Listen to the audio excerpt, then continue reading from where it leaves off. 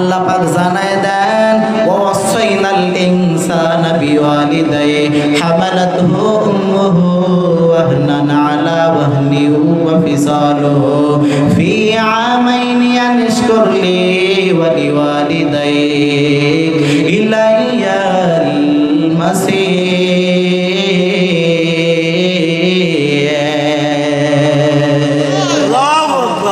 আল্লাহ পাক জানায় দেন আমি আল্লাহ পাক দুনিয়ার সমস্ত মানুষদেরকে ওসিয়ত করলাম, ও দুনিয়ার মানুষ তোমরা তোমাদের মা বাবার সাথে সৎ আচরণ করবা। মায়ের সাথে কখনো খারাপ আচরণ করা যাবে না, বাবার সাথেও কখনো খারাপ আচরণ করা যাবে না। আল্লাহর গোলামের দল অনেকে আছে নামাজ পড়ে, রোজা রাখে, ইবাদত বন্দেগী সব কিছু করে, কিন্তু মা বাবার খেদমত করে না, এমন মানুষ আছে না? আল্লাহ পাক জানায় দেন আমি আল্লাহ পাক যেমন পবিত্র কোরআনের ভিতরে আয়াত নাযিল করে জানায় দিলাম আকিমুস সালাতা ওয়া আতুজ যাকাত, যেখানে নামাজের কথা সেখানে যাকাতের কথা কেন বললেন? যাদের উপরে যাকাত ফরজ হয়ে যাইবে সে যদি শুধু নামাজ পড়ে যাকাত না দেয়, নামাজের কোনো ফায়দা আল্লাহর দরবারে নাই। যাকাত ফরজ হওয়ার পরে নামাজ পড়লো না, শুধু যাকাত দেবে, তাহলে যাকাতেরও কোনো ফায়দা নাই। যার উপরে যাকাত ফরজ হইবে তাকে নামাজও পড়া লাগবে, যাকাত উপরে পূর্ণ দেওয়া লাগবে। এরপরে কোনো আল্লাহর বান্দা কেউ যদি আমার আল্লাহকে মহব্বত করে, নবীজিকে যদি মহব্বত না করে, তাহলে বান্দা হবে না, হবে না। আমার নবীজিকেও মহব্বত করা লাগবে, আল্লাহকেও মহব্বত করা লাগবে। আতিউল্লাহ ওয়া আতিউর রাসূল, আল্লাহকেও মহব্বত করা লাগবে, আমার পয়গম্বরকেও মহব্বত করা লাগবে। অত্র অঞ্চলের মানুষেরা ও আমার কলিজার টুকরো যুবক ভাইয়েরা, ও বৃদ্ধ বাবাজিরা, গভীর মনোযোগের কান লাগায় শুনবেন। ও আমার পর্দারে আমার মা ও বোনেরা, গভীর মনোযোগ দিবে। মানুষজন যদি শুধু 5 ওয়াক্ত নামাজ পড়ে এবং রমজান মাসে রোজা রাখে, ইবাদত বন্দেগী সব করে, কিন্তু আল্লাহর হুকুম যদি না মানে, নবীর তরিকা অনুযায়ী যদি না চলে, মা বাবার খেদমত যদি না করে, যতই নামাজ পড়ুক, যত ইবাদত বন্দেগী করুক, একটা ইবাদত বন্দেগী আমার আল্লাহর দরবারে কবুল হবে না। ঠিক কিনা বলে? সাল্লাল্লাহু আলাইহি ওয়া আলিহি ওয়া সাল্লাম। লা ইয়াকউদু কওমুন ইয়াযকুরুনাল্লাহা আযযা ওয়া জাল্লা ইল্লা হাফাতহুমুল মালাইকাতু ওয়া গাশিয়াতুহুমুর রাহমাত ওয়া নাযালাত আলাইহিmus সাকিনাহ ওয়া যাকারাহুমুল্লাহু ফী মান ইনদাহু আও কামা ক্বালান নাবিয়্যু আলাইহিস সালাতু ওয়াস সালাম। পয়গম্বর জানায় দেন লা ইয়াকউদু কওমুন ইয়াযকুরুনাল্লাহা আযযা ওয়া জাল্লা, জমিনের ভিতরে যখন কোন কওমের মানুষ, কোন গোত্রের মানুষ, কোন অঞ্চলের মানুষ কোন জায়গার ভিতরে বসিয়া বসিয়া আযযা ওয়া জাল্লা তারা যখন আল্লাহ পাকের গুণগান গাইতে থাকে, তখন আমার আল্লাহ পাক ওই মজমার চতুর্পাশ দিয়ে ইল্লা হাফাতহুমুল মালাইকা, আমার আল্লাহ পাক তার ফেরেশতাদেরকে দিয়ে পাহারা দিতে থাকে। পয়গম্বর এবার 2 নাম্বার পুরস্কারের কথা জানায় দেন ওয়া গাশিয়াতুহুমুর রাহমাত, জমিনের ভিতরে যখন কোন আল্লাহর বান্দা ও বান্দিরা তারা যখন কোন জায়গার ভিতরে বসিয়া বসিয়া যখন তারা আযযা ওয়া জাল্লা আল্লাহ পাকের গুণগান গাইতে থাকে, তখন আমার আল্লাহ পাক ওই মাজমার ভিতরে রহমতে সাকিনা বর্ষিত করে। সুবহানাল্লাহ। পয়গম্বর আরবি সাল্লাল্লাহু আলাইহি ওয়াসাল্লাম জানায় দেন যেই মাজমার ভিতরে আল্লাহ পাকের গুণগান গাওয়া হয়, যেই মাজমার ভিতরে কোরআন হাদিসের আলোচনা করা হয়, ওই মাজমার অনেক দাম, ওই মাজমার অনেক দাম। 1 নম্বর পুরস্কার জানায় দেন ইল্লা হাফাতহুমুল মালাইকা, চতুর্পাশ দিয়ে আল্লাহ তাআলা রহমতের ফেরেশতা বেষ্টন করে রাখে। 2 নাম্বার পুরস্কারের কথা জানায় দেন, ইল্লা হাফাতহুমুল মালাইকা ওয়া গাশিয়াতুহুমুর রাহমাত। ওই মাজমার ভিতরে আল্লাহ পাক রহমত বর্ষিত করতে থাকে। 3 নাম্বার পুরস্কারের কথা জানায় দেন, ওয়া নাযালাত আলাইহিমুস সাকিনা, এবং মাজমার ভিতরে রহমত সাকিনা বর্ষিত করতে থাকে। পয়গম্বর এবার 4 নাম্বার পুরস্কারের কথা জানায় দেন, ওয়া যাকারাহুমুল্লাহু ফি মান ইনদাহু। পয়গম্বর আরবি সাল্লাল্লাহু আলাইহি ওয়াসাল্লাম জানায় দেন, জমিনের ভিতরে যখন কোন আল্লাহর বান্দা বান্দি যখন কোন জায়গার ভিতরে বসিয়া যখন তারা আজ্জা ওয়া জাল্লা আল্লাহ পাকের গুণগান তারা নিজেরা গাইতে থাকে, পবিত্র কোরআন হাদিসের আলোচনা তারা করতে থাকে, শ্রবণ করতে থাকে, ওই আমার আল্লাহ পাক তার ফেরেশতাদেরকে ডাক দিয়ে যে গোলামগুলো নিম্নমানের বিছানায় বসে কোরআন হাদিসের আলোচনা শুনতেছে, তাদের নাম ধরে ধরে আমার আল্লাহ ফেরেশতাদের কাছে প্রশংসা করে।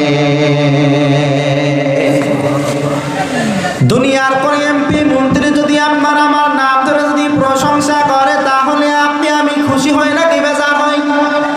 আরো জোরে বলেন। কথা বলছেন না, আখেরে মুনাজাত দিয়ে দেবো কিন্তু 2 মিনিটের ভিতরে। দুনিয়ার কোন এমপি মন্ত্রী যদি আপনার আমার নাম ধরে প্রশংসা করে, তাহলে আপনি আমি খুশি হইব নাকি বেজার হইব? খুশি হয়ে যায়। বাংলাদেশের প্রধান উপদেষ্টা ডক্টর ইউনূস সাহেব যদি আপনার আমার নাম ধরে একটু প্রশংসা করে দেয়, আপনি আমি কি পরিমাণে খুশি, কি পরিমাণে আপনি আমি পাগল পারা হয়ে যাব। বাংলাদেশের প্রধান উপদেষ্টা ডক্টর ইউনূস সাহেব আপনার নাম ধরে প্রশংসা করেছে, খুশির কারণে চায়ের দোকানে গিয়ে বারবার জানাই দেবে, চায়ের দোকানের সমস্ত মানুষেরা তোমরা জানো নি ডক্টর ইউনূস সাহেব আমার নাম ধরে প্রশংসা করেছে। প্রশংসা করার কারণে খুশিতে পরিপূর্ণ পাগল পারা হয়ে যাইবে, কয়েকদিন ঘুম খাওয়া হারাম হয়ে যাইতে পারে গে পারে না? আরো জোরে বলেন। ঠিক, ডক্টর ইউনূস সাহেব আপনার আমার নাম ধরে প্রশংসা করার কারণে আপনার আমার ঘুম যদি হারাম হয়, আপনার আমার সমস্ত জরুরত যদি মিটে যায়, তাহলে যেই ডক্টর ইউনূস সাহেব আমার আল্লাহ তাআলার বিন্দু পরিমাণ কোন ছোট্ট থেকে ছোট্ট নিয়ামত ছাড়া চলতে পারে না। সেই ডক্টর ইউনূস সাহেব আমার আল্লাহর নিয়ামত ব্যতীত বিন্দু পরিমাণে চলার কোনো ক্ষমতা রাখে না। ওই ডক্টর ইউনূস সাহেব যদি আপনার আমার নাম ধরে একটু প্রশংসা করে দেয়, তাহলে আপনি আমি যদি এত পরিমাণে খুশি হইয়া যাইতে পারে, স্বয়ং ওই আল্লাহ পাক আপনার আমার নাম ধরে ফেরেশতাদের কাছে প্রশংসা করতেছে, তাহলে আপনি আমি খুশি হইব নাকি বেজার হইব? জোরে বলা লাগবে।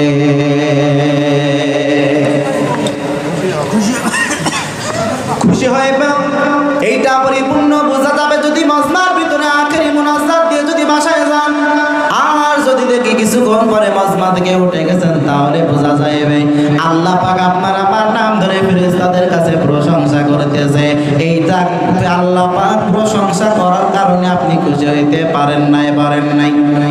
এই জন্য বান্দা গভীর মনোযোগের কান লাগায় বান্দা শোনা লাগবে। আমার আপনার মালিক আপনার আমার জীবন চালানোর জন্য একটা পরিপূর্ণ গাইডলাইন দিয়ে দিলেন, যেটা হলো পবিত্র কোরআন। দুনিয়ার মানুষেরা, দুনিয়ার ভিতরে তুই কেমনে চলবে, কেমনে ব্যবসা বাণিজ্য করবা, সবকিছু আমি আল্লাহ পবিত্র কোরআনের ভিতরে সুন্দরভাবে দিয়ে দিলাম।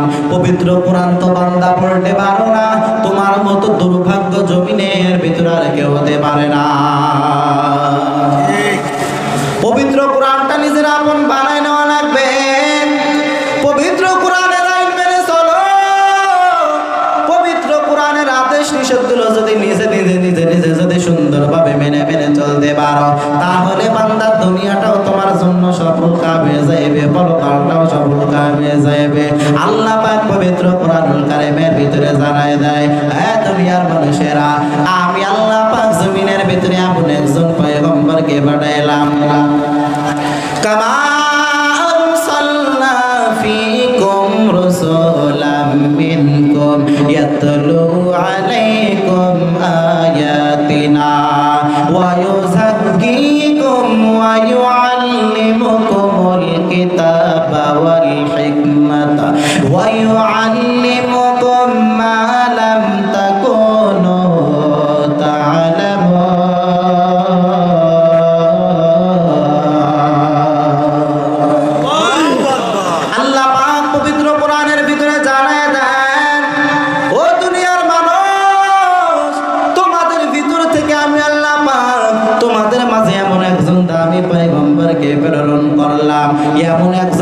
দামি নবীজিকে তোমাদের মাঝে আমি আল্লাহ পাঠাইলাম, যিনি আয়াতিনা ওয়া ইউযাক্কিকুম ওয়া ইউআল্লিমুকুমুল কিতাবা ওয়াল হিকমাতা।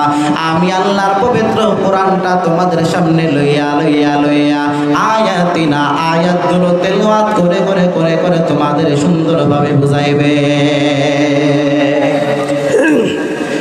এমন একজন দামি পয়গম্বরকে আমি আল্লাহ পাক তোমাদের জন্য উপহার হিসেবে দিয়ে দিলাম, যেই দামি পয়গম্বরের থেকে দামি পয়গম্বর দ্বিতীয় কোনো পয়গম্বরকে আমি আল্লাহ জমিনের ভিতরে আর পাঠাই নাই। বলে অন্য নবীদেরকে আমি আল্লাহ পাক জমিনের ভিতরে পাঠাইলাম, ঈসা নবীকে আমি জমিনের ভিতরে পাঠাইলাম, কিন্তু গোটা পৃথিবীর জন্য আমি আল্লাহ পাঠাই নাই, বরং কোনো একটা অঞ্চলের জন্য নির্দিষ্ট করে খাস করে পাঠাইলাম। মুসা নবীকে আমি আল্লাহ পাক পাঠাইলাম, কিন্তু গোটা পৃথিবীর জন্য আমি আল্লাহ পাক পাঠাই নাই, বরং একটা নির্দিষ্ট কওমের মানুষের জন্য মুসাকে নবী হিসেবে পাঠাইলাম। অন্যান্য যত নবী রাসূল আমি আল্লাহ পাক পাঠাইলাম, সকলকে একটা নির্দিষ্ট গোত্রের জন্য আমি আল্লাহ পাক তাদেরকে প্রেরণ করলাম। কিন্তু আমার গোলাম তোমরা গভীর মনোযোগের কান লাগাই শোনো, তোমাদের মাঝে এমন একজন পয়গম্বরকে আমি আল্লাহ পাক প্রেরণ করলাম।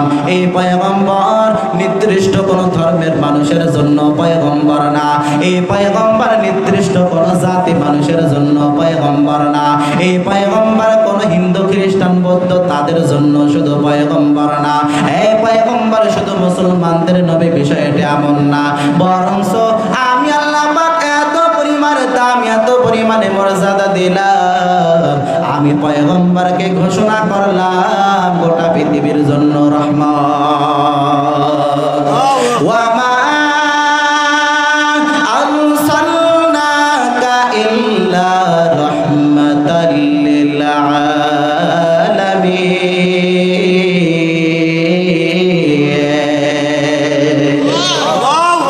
আল্লাহ পাক জানায় দেয়, ও পয়গম্বর তোমাকে আমি আল্লাহ পাক জমিনের ভিতরে পাঠাইলাম, গোটা পৃথিবীর জন্য রহমত স্বরূপ আমি আল্লাহ তোমাকে পাঠাইলাম। এমন একজন দামি পয়গম্বরকে আমার আল্লাহ পাক আমাদের জন্য দিয়ে দিলেন, যে পয়গম্বরের জন্য গাছপালা তরুলতা পশু পাখি যাই বলেন না কেন সকলে আমার পয়গম্বরের জন্য পাগল, সকলে আমার পয়গম্বরের জন্য পাগল। কিন্তু আমরা এই পয়গম্বরের উম্মত হইয়া ওই পয়গম্বরের জন্য পাগল হইতে পারি না, ওই পয়গম্বরের মহব্বত আমাদের ভিতরে ঢুকাইতে পারি না। শুধুমাত্র নামে নামে আমরা দাবি করি আমি মুসলমান, শুধুমাত্র নামে নামে আমি পরিচয় দিয়ে আমি হলো আখেরি নবীর উম্মত, কিন্তু বান্দার নামে নামে উম্মত দাবি করে লাভ হবে না। আমার পয়গম্বর হিন্দুদের নবী, আমার পয়গম্বর বিধর্মী বেদিন হিন্দু খ্রিস্টান বৌদ্ধ যারা আছে তাদেরও নবীকে নবী না বলেন।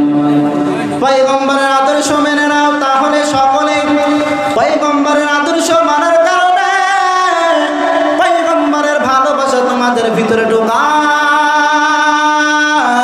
তাহলে দুনিয়াতেও বান্দা শান্তি পাইবা, পরকালেও শান্তি পাইবা। ওই পয়গম্বর যখন পবিত্র কোরআন লইয়া লইয়া লইয়া যখন মানুষের সামনে গিয়ে যখন কালিমার দাওয়াত দেয়, আমার আল্লাহ পাক পয়গম্বরকে জানাই দেয়, ও পয়গম্বর যাও যাও ওই মক্কার জমিনের ভিতরে যাও,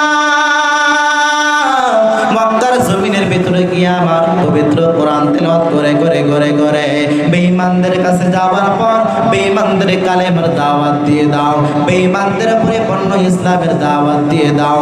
পয়গম্বর বিন্দু পরিমাণে কোনো পিছপা হয় নাই, পয়গম্বর দাওয়াত দিতে গিয়ে রক্ত ঝরাইছেন, পয়গম্বর দাওয়াত দিতে গিয়ে তার শরীর মুবারক থেকে রক্ত গণন হয়েছে। পয়গম্বর এই কোরআনের দাওয়াত দিতে গিয়ে কি পরিমাণে জুলুমের শিকার হয়ে গেল, কি পরিমাণে হেনস্থার শিকার হয়ে গেল, কি পরিমাণে মানুষ তার গালির সম্মুখীন করে ফেলল। তারপরও আমার আপনার পয়গম্বর বিন্দু পরিমাণ পিছপা হন নাই, বরং আপনার আমার পয়গম্বর এই পবিত্র কোরআনটা হাতে লইয়া লইয়া লইয়া মানুষের দ্বারে দ্বারে গিয়ে গিয়ে ইসলামের দাওয়াত দিয়েছেন, কালেমার দাওয়াত দিয়েছেন। কথা ঠিক না বেঠিক বলেন? ওই পয়গম্বরের আদর্শ বান্দা পরিপূর্ণ ঢোকানো লাগবে। পয়গম্বরের সুন্নাত মোতাবেক যদি নিজের জীবনটা না চালাইতে পারেন, তাহলে পরকালে আপনার আমার পয়গম্বর তার কাছে যখন শাফায়াত চাইবেন, আমার আপনার পয়গম্বর ডাক দিয়ে জানাই দেবে, এই গোলামের দল, আমি মুহাম্মাদের সাথে তোমার কোনো মিল আমি পাই না, সুতরাং আমি তোমাকে শাফায়াত করতেও পারবো না। এই জন্য নবীজির সুন্নাত নিজেদের ভিতরে ঢোকানো লাগবে রে ভাই। নবীজির সুন্নাত ঢোকাও, আল্লাহর হুকুম মানা লাগবে, নবীর তরিকা অনুযায়ী বান্দা পরিপূর্ণ চলা লাগবে।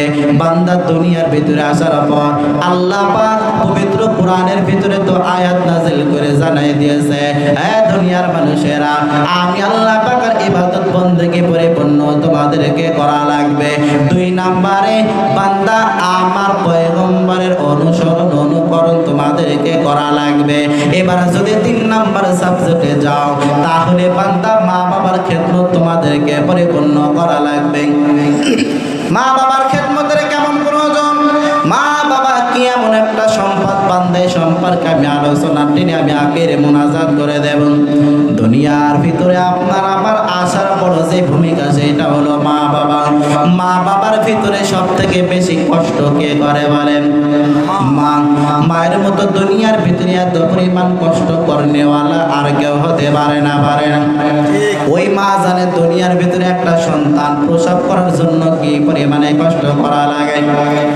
আমি এখানে আসার শুরুতেই জানতে পারলাম, আজকের এই মজমার ভিতরে পর্দার আড়ালে আমার অনেক সম্মানিত মা বোনেরা হাজির হয়েছে। এই জন্য নিয়ত করলাম মা বোনেদের সম্পর্কে কিছু আলোচনা করা লাগবে।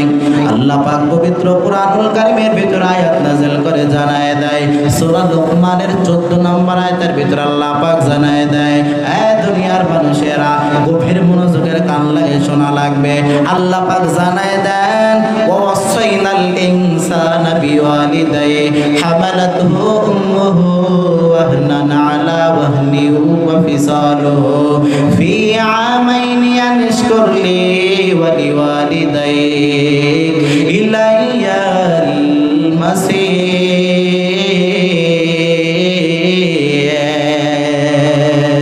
আল্লাহু আকবার।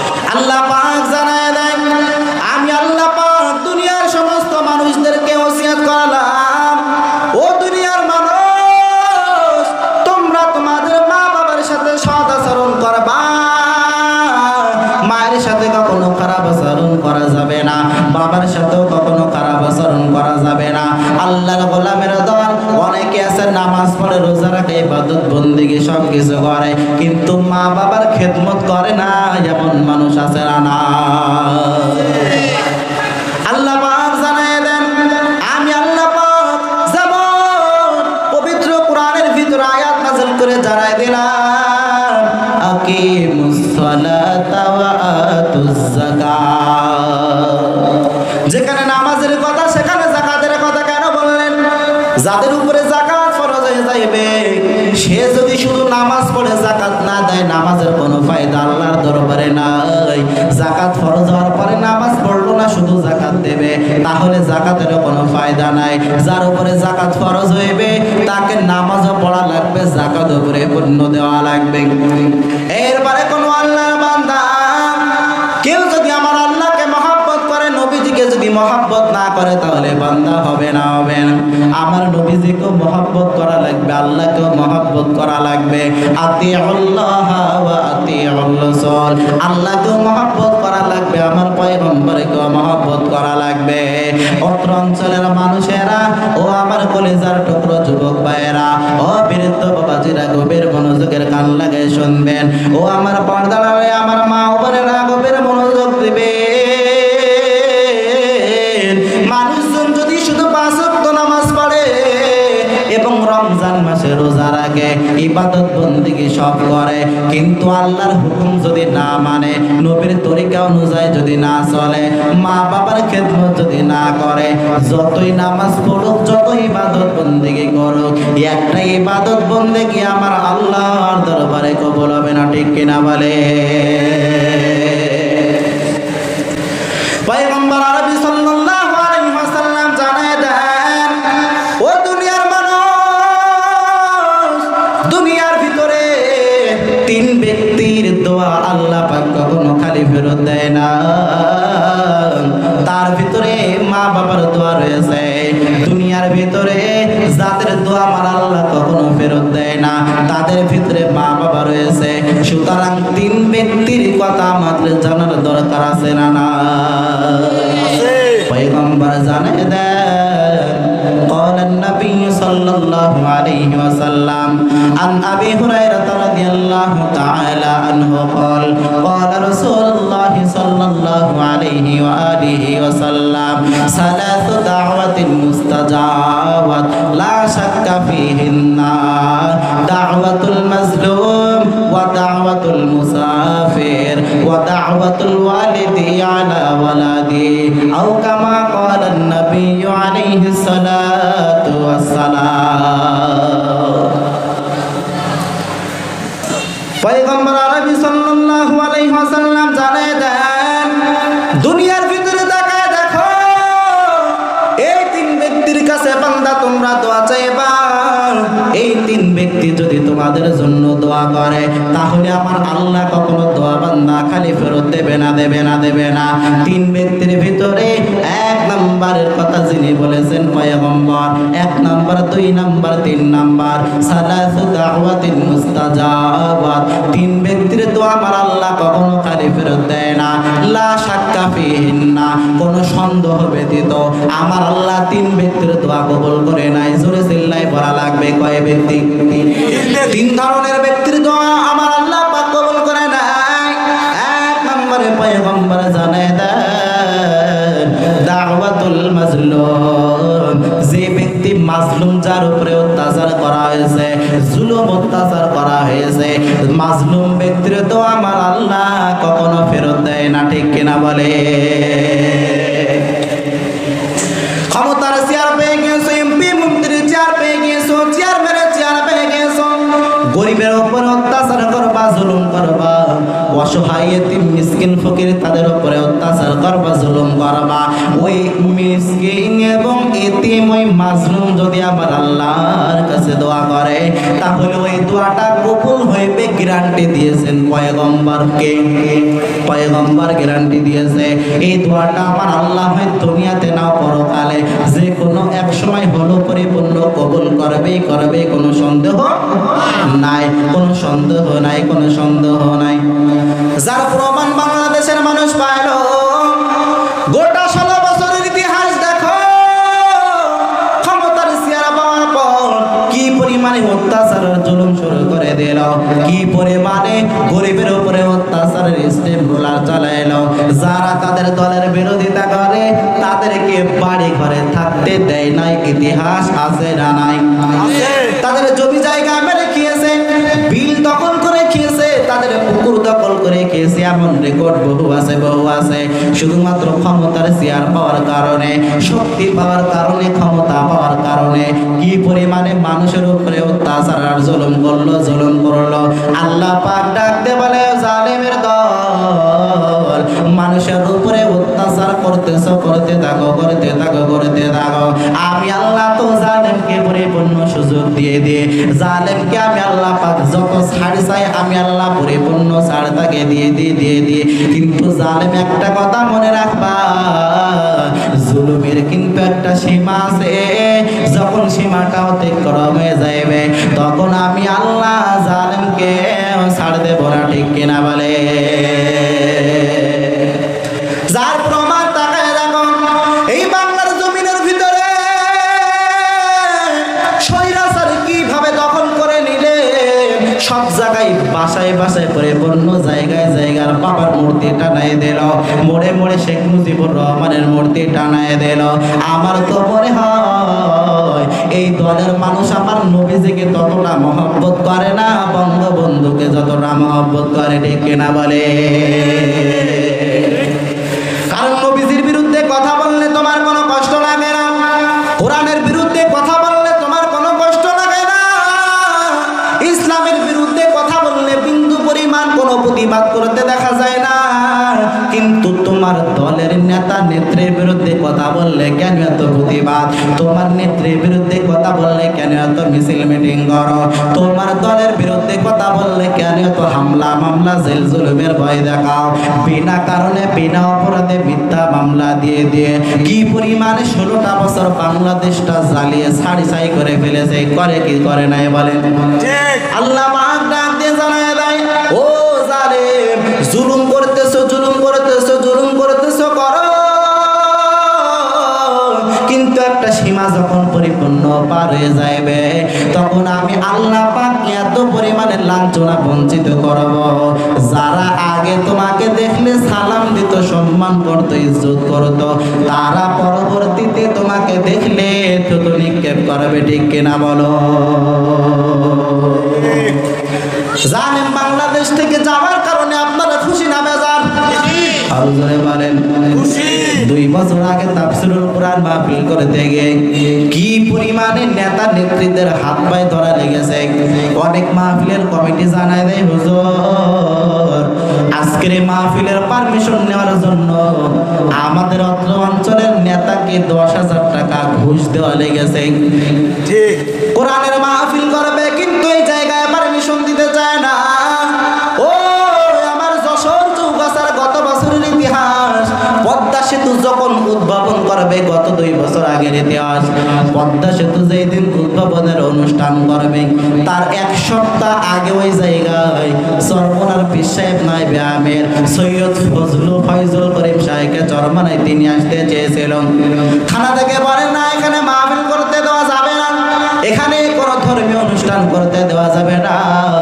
স্টেজগুলো পরিপূর্ণ ভেঙে ফেলে দিল, কোনো মাহফিলের পারমিশন দিল না। কিন্তু 1 সপ্তাহ পরে দেখলাম এই জায়গার যাত্রা পালের আয়োজন করে করে করে করে পদ্মা সেতুর গান গেয়ে গিয়ে জায়গাটা নাপাক করলো।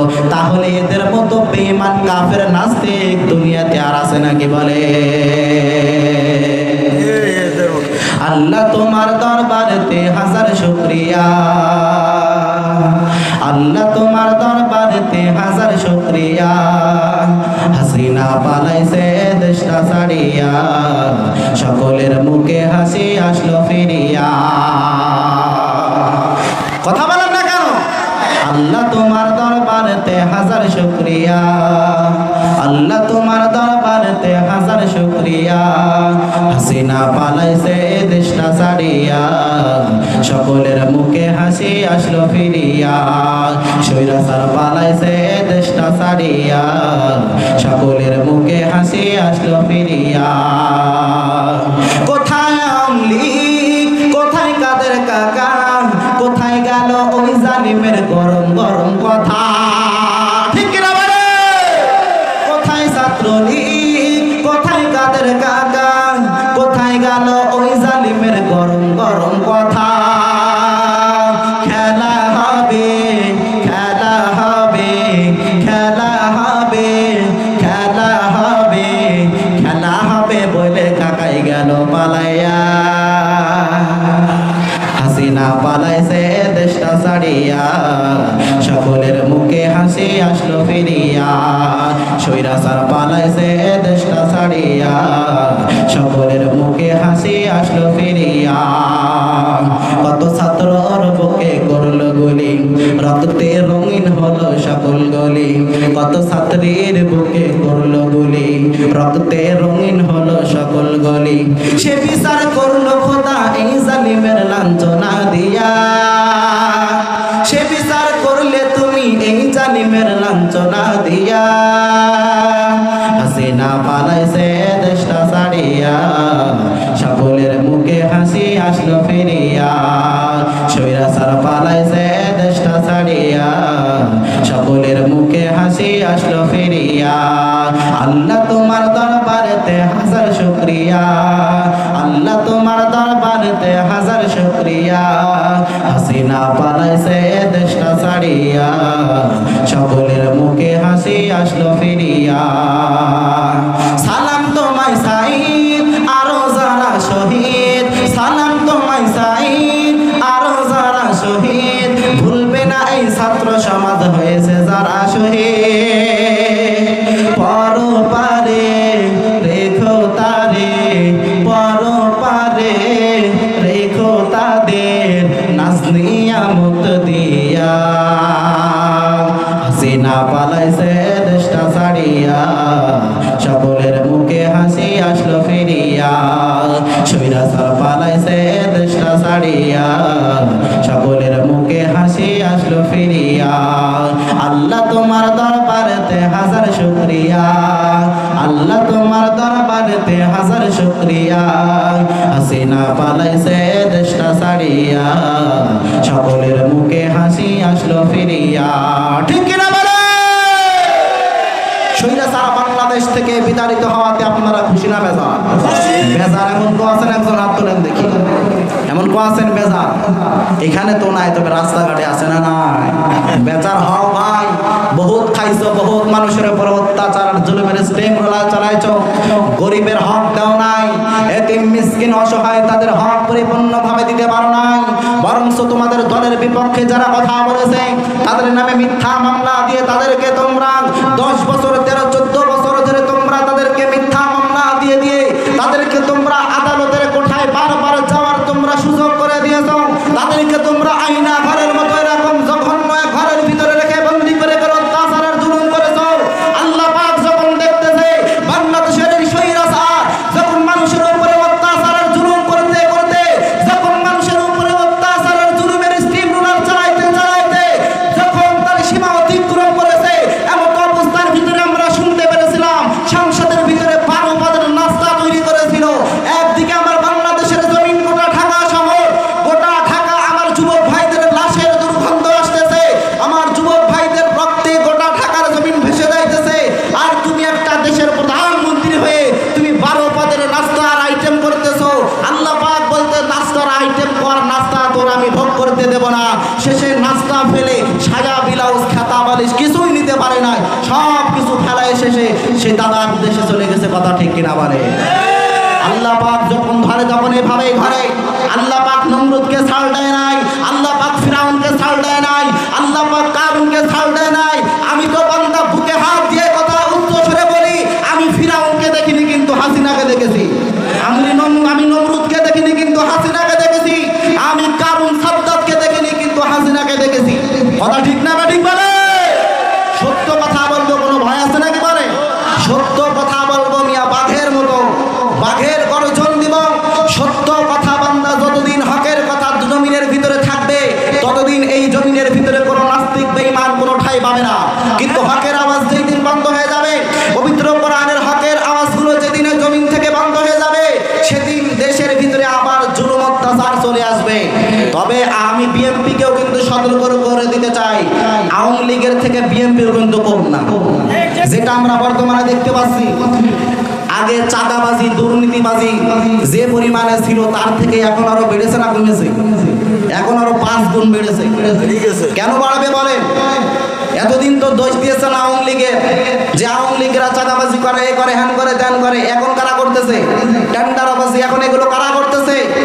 আমি বিএনপিকেও হুঁশিয়ার করে দিতে চাই, তোমরাও যদি ক্ষমতায় যাওয়ার যদি এরকম পায়তারা করো, তোমরাও যদি এরকম দিনের ভোট যদি রাত্রে নেওয়ার চিন্তাধারা করে আওয়ামী লীগের মতো যদি ক্ষমতায় যাওয়ার চেষ্টা করো, বাংলাদেশের তৌহিদি জনতা কিন্তু তোমাদেরকেও ছাড় দেবে না। কথা ঠিক কিনা মানে?